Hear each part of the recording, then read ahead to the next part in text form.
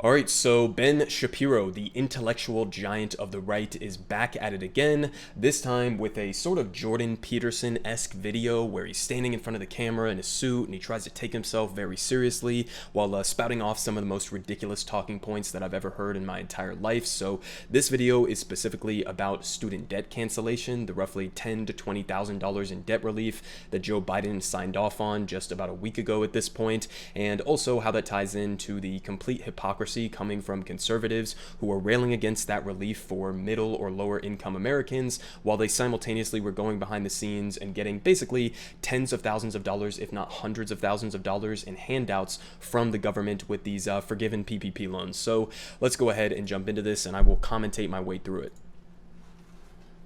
They hate you. If you own a business, they hate you. If you paid your student loans, they hate you. If you're a responsible member of the free market economy, they hate you. Right. Okay. So already off the bat, the premise that he's launching off here is Joe Biden, Democrats, they just despise everybody apparently across the board. If you happen to be a business owner, small business owner, if you paid off your debts, they just absolutely despise you. Okay. Totally not being hyperbolic in any way, shape, or form here to start us off. It's the only conceivable reason why Joe Biden's White House is spending this week attacking business owners who oppose their politically driven bailout of predatory college lenders and deadbeat borrowers. You see, this week, Joe Biden announced without any constitutional authority whatsoever that he was going to simply relieve up to $20,000 in student loan debt. Okay, so number one, he has the constitutional authority. I mean, we can get into the specifics here, but here from Forbes, they say that the president has the legal authority to enact wide-scale student loan cancellation for every federal student loan borrower under the Higher Education Act of 1964. So it is 100% constitutional. It is legal. In fact, he has the authority to go way further than he chose to do, right? He chose to do $10,000 to $20,000 in student debt relief. It's means tested on top of that. You got to be earning less than $125,000. And oh, by the way, the vast amount of this relief is going to people who make less than like $75,000 to $80,000. So it's definitely not a handout to the rich. But on top of that, he 100% does have the constitutional and legal authority to be doing this. But actually, the White House and Joe Biden chose to go with a different legal authority or constitutional basis that doesn't have anything to do with the 1965 Higher Education Act. They chose to go with basically like an emergency response given the COVID pandemic. So he's going to touch on that here in a second. But just generally, 100% has the authority to not just do the $10,000 to $20,000, but also to cancel 100% of federally owned student loan debt. Joe Biden knows he doesn't have that authority. Everybody knows he doesn't have that authority. Here was Nancy Pelosi just last year saying Joe Biden does not have that authority. Watch. People think that the President of the United States has the power for debt forgiveness. He does not. He can postpone, he can delay, but he does not have that power. That has to be an act of Congress. Okay, so Nancy Pelosi, a completely corrupted right-wing ghoul within the Democratic Party, she is wrong. I mean, I don't know how else to portray that to Ben Shapiro, but she is in fact wrong, right? Not somebody who is exactly credible, especially in the eyes of somebody like Ben Shapiro or other conservatives. Kind of weird that he's citing her as like a credible source here, but she's just flat out wrong, right? I mean, we saw this with plenty of other examples of, Nancy Pelosi or other Democratic leaders coming out and saying that certain things are just not feasible, they're not reasonable, they're not, constitutional or legal for the president to do, and they're just fucking wrong. I mean, again, we could point to the 1965 Higher Education Act. We could also point to the, I think it was 2003 piece of legislation that authorizes the action to be taken on student loan debt because of an emergency, which COVID is absolutely an emergency situation. So there's different authorities that you could appeal to justify this cancellation. But yeah, Nancy Pelosi, this right-wing corrupted ghoul, is just absolutely wrong on that. Now, Joe Biden says he has that authority thanks to a COVID emergency. That's literally what this administration claims. 2 years after COVID, after opening the border, more than a year. 2 years after COVID, he says that like it's like past tense. 2 years ago was when the pandemic started, and then in the subsequent 2 years since then, we've had like over 1 million Americans die in this country. Okay, we still have thousands of Americans dying on a weekly basis in this country. So he's just like gonna gloss over that and pretend like, oh, okay, COVID is 100% gone. It's been eradicated. We no longer have a pandemic. Just completely fucking delusional. And a half after the widespread application of the supposed pandemic-ending vaccines, there's still enough of a COVID emergency to justify spending $500 billion on student loan bailouts. Now, Joe Biden is... Also, an important piece of context here, especially given COVID and how that has economically wrecked millions of Americans, a vast majority of people who have this student loan debt cannot pay it off. They literally do not have the capacity or the economic situation to be able to pay off this debt in the first place. So, of course, it's an emergency situation, not just because of COVID, but also just because of the reality of how these people are not going to be able to pay back these loans in the first place. Lying, of course. Joe Biden doesn't think there's a COVID emergency. There he was just this week, hobnobbing with the hoi polloi, footloose and fancy-free, Jack. But here's the thing. Joe Biden doesn't need an actual legal excuse to do stuff, just like he didn't need an actual legal excuse to use the Occupational Safety and Health Administration to cram down vax mandates on 80 million Americans before he was stopped by the Supreme Court. Just like he didn't need an actual legal excuse to use the CDC to cram down eviction moratoria before he was stopped by the Supreme Court. Okay, I mean, just completely lazy arguments here. Ben Shapiro is fully aware that we have a 6'3", completely reactionary right-wing makeup on the Supreme Court. He's just trying to act like they're not political, like the Supreme Court is this completely apolitical institution that is just purely looking at the Constitution and, analyzing it and coming up with decisions in a completely nonpartisan fashion. What are you talking about, dude? We have a 6'3", reactionary right-wing Supreme Court. Half of the members within this conservative majority were put there by Donald Trump, okay, because he, took that list from the Federalist Society and basically ran with it. So we have this makeup of the Supreme Court citing those cases as if like that is in and of itself a justification to say it's completely unconstitutional and illegal. That's completely ignoring the fact that the Supreme Court is 100% a political institution that has a political agenda. So, bringing up the Supreme Court in an instance like this and the rulings that they have made is just completely ridiculous because, of course, the Supreme Court is not like a trustworthy institution where you could reliably have them interpret, the law or interpret the Constitution in an apolitical way. This week, Joe Biden called his political opponents semi-fascist. But fascism typically starts with the centralization of power in the executive branch, without reference to the law. Joe might take a look in the mirror sometime, scary as it may be. Okay, so, I mean, this is something that conservatives have been absolutely losing their goddamn minds over, the fact that Joe Biden came out and said that these, ultra MAGA, or whatever he's calling them now, members of the Republican Party, that they are semi-fascist. Now, in my opinion, at least, that isn't even being harsh enough on these people, right? If you want to actually talk about, what does fascism mean, right? There's plenty of nuanced discussions and disagreements about what exact terminology or what exact set of policies or conditions that you would need to meet in order to be called a fascist, but I mean, we could talk about a number of different ones that would absolutely apply to basically the entirety of the conservative movement right now. I mean, you want to talk about, let's say Mussolini, Benito Mussolini, the fascist leader of Italy, who basically, started coining the term fascism in the first place. His definition of it was the merger of corporate power and state power, which would 100% apply to every single conservative or Republican that is elected into our government, as well as, a majority of Democrats, arguably. So you could go with that definition. You could also look at how they are constantly scapegoating minorities in this country, scapegoating immigrants, scapegoating the LGBTQ community, scapegoating the left and radical woke Marxist socialists or whatever.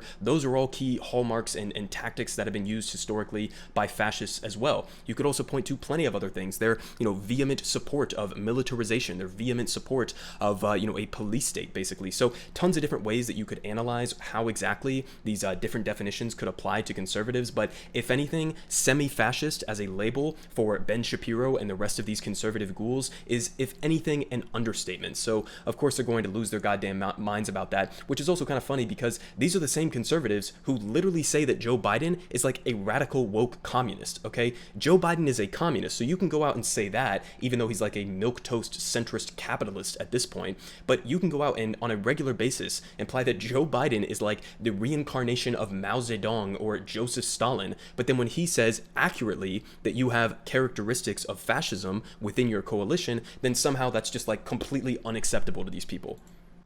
But what makes Joe Biden's student loan bailout most egregious isn't the fact that it's being done illegally or that it's bad policy. It will certainly increase both inflation and educational cost, as well as No, there's no evidence that it's going to significantly increase inflation or anything like that. Why? Because we know what the primary drivers of inflation are right now. It's not because average working class or middle income people have too much money or that they're spending too much. It has been two main factors. I've covered this relentlessly, so I'm not going to go into too many details, but it's been supply chain breakdowns due to neoliberalism and globalism and the fact that we don't have any fucking manufacturing base here in the United States, so our supply chains are incredibly weak and fell apart at the beginning of COVID. And then number two, which is making up up a literal majority of the inflationary pressure has just been straight up corporate price gouging. So, he's going to use this line of attack, as are other conservatives, that, inflation is 100% being driven by big bloated government spending and handouts to these, gender studies, people who have student debt. It's completely fucking ridiculous. If you wanted to actually meaningfully address inflation, you would go after the wealthiest people and corporations in this country. You would tax them. You would stop them from price gouging average Americans. But he doesn't want to do any of that. He just wants to come out here and rail against, people getting $10,000 to $20,000 in student debt forgiveness. Reinforcing a corrupt higher education system that damages those who don't go to college. The most damaging thing about the student loan bailout is that Joe Biden is now attacking everyone who pays their bills on behalf of people who don't. The student loan bailout does that automatically, of course. It subsidizes predatory college lenders, hairdressing and cosmetology schools in inner cities that charge students exorbitant fees, major colleges and universities that charge hundreds of thousands of dollars for meaningless, stupid degrees in lesbian dance theory, as well as borrowers who took out loans to pay for their dreams of majoring in theater at the local JUCO. And it does so at the expense of those who actually paid off their student loans. Elizabeth Warren has admitted as much. My daughter's getting out of school. I've saved all my money. She doesn't have any student loans. Am I going to get my money back? Of course not. Of course, Elizabeth Warren doesn't care about those who paid.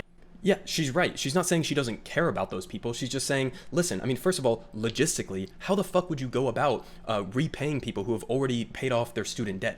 If you've managed to do that and you've had the material situation in your personal life where you've been able to pay off your own student loans, or you've been able to pay off, your children's student loans, then good for you. But that doesn't mean that it's impossible to then go start the process of trying to unpack this completely broken and dysfunctional higher education system that we have here in the United States, okay? It's not a zero-sum game. And again, they've been using this argument relentlessly that this is unfair to people who paid off their debts. It's unfair to, everybody else within the economy. It's complete nonsense. It is fundamentally an argument against progressing society. I'll use this analogy again because I think it's just perfect. This would be like if we came up with a cancer cure tomorrow and then Ben Shapiro turned around and started saying, whoa, we can't start giving this cancer cure to everybody across the country. That would be completely unfair to everybody who has already died from cancer. It's just completely ridiculous. Of course, if you paid off your student loans, then good for you. But we still have 44 million Americans who are suffering from this burden of trying to get suffering from this burden of debt because they dared to try to get a higher education, and they should not have to continue in that suffering that other Americans have had to endure. Again, it's a fundamental argument against improving society in any meaningful capacity, which Ben Shapiro is 100% against. But tying back to that other argument that he was making before this Elizabeth Warren clip, the idea that in the minds of these conservatives that every single person who's getting student debt relief right now is some gender studies major, or what was it, lesbian dance theory that he just referenced there. That's also just completely ridiculous. What percentage of the total amount of people with student debt right now do these people think are studying or who have a gender studies degree? It must be a tiny fraction, but they portray it as if that's the entire body of people who are getting this debt relief. It's just a complete straw man of an argument. Paid off their loans. She doesn't care about the rising price of education either. She loves the rising cost of education. After all, she was a direct beneficiary of the rising cost of education. During the 2010-2011 school year, for example, she was paid $400,000 by Harvard Law School to teach 2 classes. All right, I don't know the details of that, but if she was, then yeah, that's kind of a little bit fucked up. But the point that he's trying to make here, this is the only one that I will give them even mild credit for, but even that comes with a caveat, right? The point that, these colleges are completely bloated in their administrative costs, that they're ripping off college students, they're charging way too much for tuition and books and all of this other stuff. That part is 100% true. These colleges need to be confronted, right? You should not be having this amount in tuition and other associated costs to get a higher education. It should not be, $100,000 to try to go and get a degree. That part is 100% accurate and true. You need to confront the power and the wealth that a lot of these institutions or a lot of these schools and colleges have, and universities as well, that they have. That part is 100% true. But then the follow-up question to that, and this is where the caveat comes in, is what exactly are conservatives doing right now to confront the power or the wealth of these colleges, these universities? Absolutely fucking nothing. These people are not in favor of providing, an alternative, a free public college and university or free trade school, etc., they're vehemently opposed to that because they also think that that's a handout, right? So there are different policies, and there's definitely a discussion here about like getting to the root causes of the problems here. But again, another historical piece of context here, which ties into the same exact argument, and I talked about this the other day on my video where we were talking about the history of student debt and how Ronald Reagan helped to usher that in with his attacks on the public colleges in California when he was the governor there. All of that was caused by conservatives, right? That was not caused by the left. It's not like leftists were standing around and they were like, oh wow, how can we blow up the tuition costs of all of these colleges and universities? That was because of conservative economics, right? That started off with Ronald Reagan when he was the governor of California, and he basically wanted to gut the funding of the California education system, the public colleges and universities, and he forced them to start charging tuition, which then escalated significantly since the Reagan administration. But that's who's at fault here, right? If you actually wanted to reduce the cost of these, you could provide free public colleges and universities and trade schools as well. You could actually start to limit the amount that these people are able to charge for tuition. But you want to get to the origins of how we ended up with this completely fucked and dysfunctional system that we have right now. You can thank Ronald Reagan and Richard Nixon and the subsequent conservative administrations that completely failed to adequately invest in public education and allowed it to be privatized to the degree that it is right now. The Democrats' scorn for those who pay their bills, it's even worse than this. Now they're attacking anyone who opposes them for taking Paycheck Protection Program money. The Paycheck Protection Program was put in place as part of the so-called CARES Act, passed in March 2020, signed into law by President Trump. It passed unanimously in the Senate 96-0 by near unanimous voice vote in the House. It spent approximately $1 trillion to help prevent the complete collapse of the United States' unemployment system during the COVID crisis. The basic idea was simple. The government had forced hundreds of thousands of small businesses to close thanks to COVID. The government promised businesses grants if they spent that money on paying their employees to keep the employees afloat while the entire economy was forcibly shut down. A lot of businesses took that money, and there was nothing wrong with that. They took that money not because they were greedy and not because they were deadbeats, but because the government shut down their businesses. They took that money because the government was begging the businesses to keep their employees afloat. This was, as I expressed at the time, a pretty solid case of a Fifth Amendment taking. The Fifth Amendment says private property can't be taken for public use without just compensation. And shutting down your business and throwing your employees out of a job without compensation is a taking, no question. But according to Joe Biden, you're not allowed to object to bailing out people with a college degree who haven't paid their debt if you took PPP money. And so the White House is now tweeting out the names of political opponents who took PPP money to keep their employees from having to go to the food bank while the government threw them out of work. This is morally reprehensible. It's disgusting. If you're a business owner who just wants to operate and keep your employees employed, the government will shut you down, they'll destroy you financially, they'll promise you help, and then 2 years later, they'll destroy you reputationally. Okay, so I'm going to cut it off here because I don't want to subject you guys to more of having to listen to this man's voice. But the point that he was just making there is, again, 100% bullshit. Because listen, we can get into the actual breakdowns of where exactly this PPP money went, right? He was trying to claim there, oh, it wasn't because they were greedy. It was just because they wanted to protect their employees, right? Even though we know that a lot of these billion-dollar corporations used a bunch of loopholes to get rid of their employees, regardless of what the standards were in place. We've seen this with the airline industry especially. They're facing a pilot shortage, a staffing shortage, because they use those loopholes in order to try to force people to retire early. Now they're facing a lot of the backlash for that. But listen, at the end of the day, we know the statistics on this, right? Here from Investopedia, they say, key takeaways, NBER analysis of PPP found that 75% of PPP funds went to business owners, shareholders, creditors, and suppliers, and roughly 25% to workers who would have otherwise lost their jobs.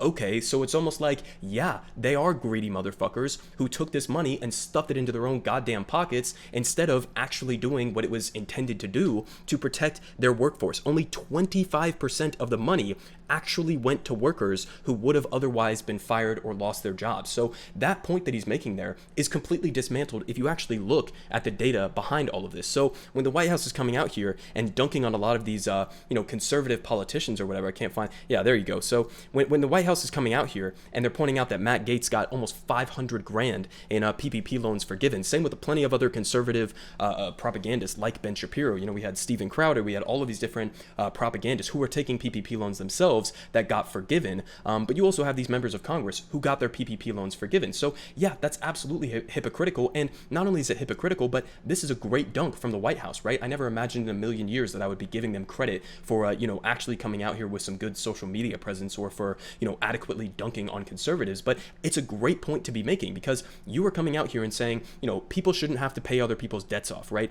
The American people shouldn't be, responsible for the debts that these students took, but then somehow you're completely okay with a $500,000 handout to Matt Gaetz to go do whatever the fuck Matt Gaetz did with $500,000 in a handout from the government. It's just complete fucking nonsense. 75% of this money did not go to the workers. It went to the business owners and it went to the shareholders. So it was basically just a gigantic slush fund for the wealthiest people and corporations in the country. There was rampant fraud that was going on here. And again, you had plenty of these corporations who just decided to use loopholes to get rid of their workers anyways and completely disregard the entire point of what the PPP was supposed to be in theory, right? But a lot of those loopholes were put there, let's be real, intentionally with the help of Democrats and Republicans and Donald Trump. They left those loopholes there intentionally because they wanted to give another giant handout and slush fund to the wealthiest people and corporations in the country. So I mean, listen, conservatives are still coming out on a regular basis now, still freaking out about the fact that Joe Biden decided to do just a measly $10,000 to $20,000 in student debt cancellation when he could have, according to the 1965 Higher Education Act, or the emergency act that he actually referenced in his defense of this. He has the authority to cancel not just that, but the entirety of federally owned student loan debt, and that money is disproportionately, a vast majority of it is going to people making less than $88,000 a year, or roughly like $80,000 to $88,000 a year. Okay, that's where that money is going. Meanwhile, you had the PPP loans, which he is vehemently defending here, which went to the top 1%, the top 10%, the business owners, the shareholders, while average workers got a tiny fraction of that money. So all of these arguments that they're making against this just completely fall apart if you look into it for more than 0.2 seconds. But of course, you're going to have these reactionary, right-wing, bootlicking conservatives like Ben Shapiro and like all of the ghouls on Fox News and, Steven Crowder, all these other people, all the Republican politicians as well. They're coming out against this, not because they're against government handouts. They love government handouts, okay? They take government handouts more than anybody else in the entire country, okay? You want to talk about government handouts? Let's talk about the $1 trillion nearly military budget that we give in a slush fund to the weapons manufacturers here in the United States. You want to talk about like a slush fund or a handout from the government? Let's talk about the bailouts that happened on Wall Street and for corporate America at the beginning of COVID, or during the 2008 financial crash as well, when average Americans who got completely fucked over by these predatory agencies and defaulted on their loans, while the big banks that caused the problem in the first place got bailout money to prop themselves up, and 0 people were prosecuted for that, or like a handful of people ended up serving like minimal jail time for that, for completely crashing the economy in a massively corrupted way. So again, they have no problem with handouts. They just have problems with handouts that actually materially benefit average working class and middle income people. Okay, so this is just pure elitist politics here in a condensed form. So I appreciate that from Ben Shapiro and the rest of these conservatives who are sort of screaming the quiet part out loud at this point. But again, all of their arguments just completely fall apart if you think about this for more than 0.2 seconds, or if you actually look at the data in terms of what the PPP loans were, who they were benefiting, and what the student loan debt forgiveness plan is and what it is benefiting as well.